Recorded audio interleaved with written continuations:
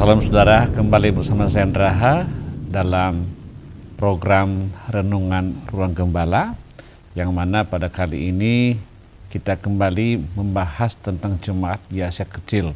Hanya saja judul kali ini yaitu jemaat yang di Smyrna.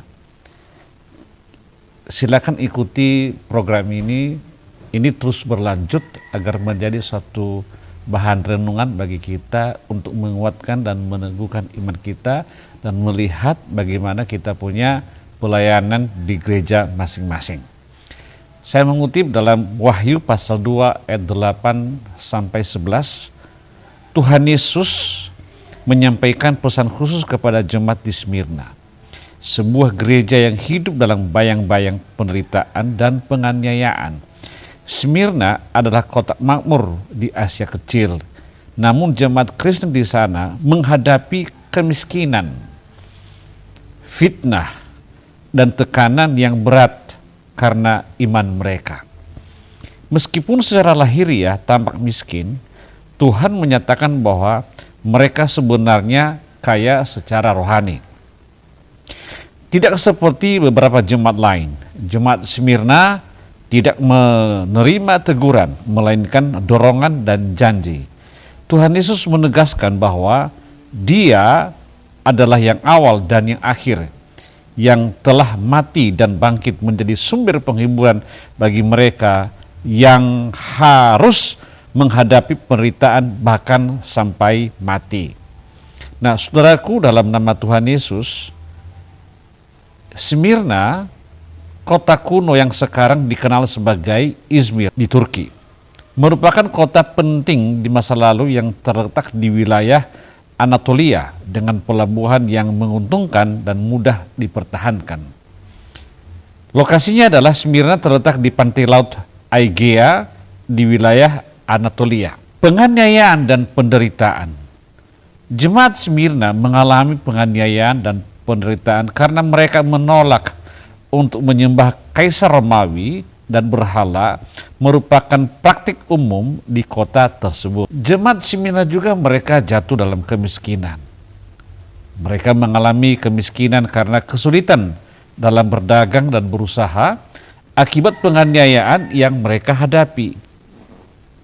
Meskipun mengalami kesulitan, Tuhan memuji jemaat Smyrna karena kesetiaan mereka dalam menghadapi penderitaan dan penganiayaan.